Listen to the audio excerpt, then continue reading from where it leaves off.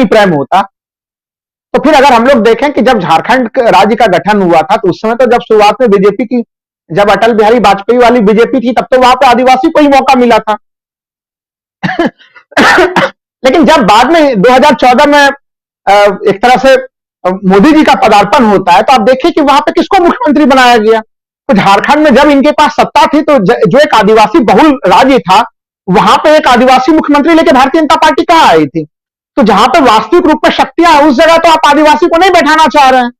आप एक एक जरूर जो है कि टोकनिज्म का आप सहारा ले रहे हैं। आपको देखिए एक दंत विहीन, शक्ति विहीन एक राष्ट्रपति चाहिए आपको।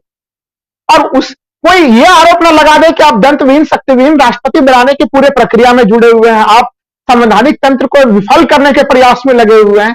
तो वैसे दृष्टि में आप एक टोकनिज्म करते हुए एक महिला आदिवासी को आप लेके आ गए हैं। तो ये चीजें दुनिया समझ रही है। देखिए ऐसा नहीं है कि अभी बहुत सारे लोग तर्क देते हैं कि इसका गुजरात में बड़ा लाभ मिलेगा, वहां पे आदिवासी समुदाय है, वो आदिवासी समुदाय का वोट तो अब सीधे सीधे इन्हें प्राप्त हो गया। तो ये चीजें देखिए कहने के लिए अलग चीजें हैं, लेकिन इसका यथार्थ का स्तर पर नहीं होता है। क्योंकि देखिए अगर ये एक्टिव, जिस तरह से यशवंत सिन्हा बात कर रहे हैं, अगर ये द्रौपदी मुर्मू राष्ट्रपति पद पे आती हैं और उसी प्रकार से एक्टिव राष्ट्रपति के रूप में होती है, जो संवैधानिक रूप में जिम्मेवारी है, तब तो फिर जरूर वो समुदाय मानेगा कि हाँ एक सशक्त पद पे आपने जो है कि बैठाया है वहां पे। लेकिन क्या इस प्रकार से जो रबर स्टाम्प वाले राष्ट्रपति है, उससे कोई समुदाय अपने आप को महसूस करेगा मजबूत? हमें अभी भी याद है जगन्नाथ मंदिर में एक तरह से देखिए हमारे माननीय राष्ट्रपति महोदय, महामहिम महोदय वहां पे गए हुए थे और वहां पे पंडित पुजारियों ने उनका विरोध कर दिया था। वहां पे दलित होने के नाते उनके साथ भेदभाव की स्थिति हो गई और उसके बावजूद भी कुछ विशेष कार्रवाई ना तो केंद्र सरकार की तरफ से हुई थी, ना राष्ट्रपति भवन की तरफ से हुई थी। तो आप बताइए अगर महामहिम के साथ अगर इस प्रकार की घटनाक्रम घटी इनके कार्यकाल में, तो ये आप दलितों की स्थिति को ये कमजोर करता है कि और मजबूत करता है। स्पष्ट है कि इस पूरे घटनाक्रम के अगर सूक्ष्मता से विश्लेषण करें, तो वो जो दलितों की स्थिति को और कमजोर ही कर रहा है कि दलित राष्ट्रपति भी बन जाए, फिर भी उनके साथ भेदभाव की स्थिति संभव स्थिति है ये।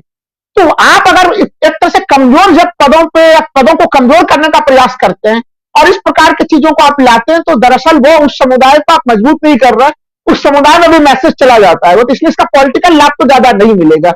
लेकिन एक बात तो जरूर तय है कि बीजेपी आखिर, जो आपका प्रथम खंड में भी जो आप सवाल आप पूछ रहे थे कि आखिर खरीद फरोख्त तक की नौबत क्यों आ गई, तो देखिए आपने उसमें दो विकल्प दिया था। एक तो नेचर है भारतीय जनता पार्टी का कि वो कोई भी चुनाव होगी तो साम दाम धन भेद का प्रयोग करते हैं। लेकिन देखिए जेएमएम ने जब समर्थन की घोषणा की है, तो जेएमएम के ही जो गैर आदिवासी विधायक है उसमें भी क्षोभ की स्थिति चल रही है और वहां से कुछ विरोध के स्वर भी उठे हैं।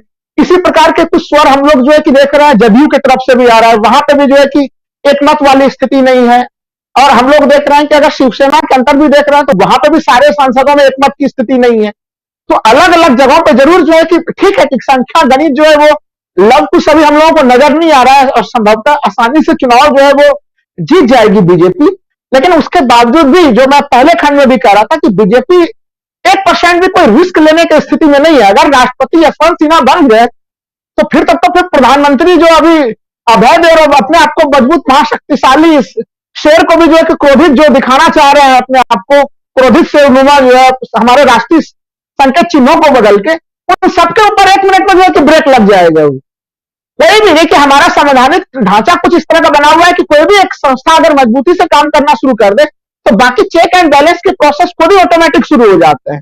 तो वो दूसरी संवैधानिक संस्थाएं चेक एंड बैलेंस के प्रोसेस को भूल चूक से भी ना कर सके, उसके लिए आखिरी एक तरह से उपाय के रूप में मैं कह रहा हूं कि ये तमाम प्रयास हो रहे हैं।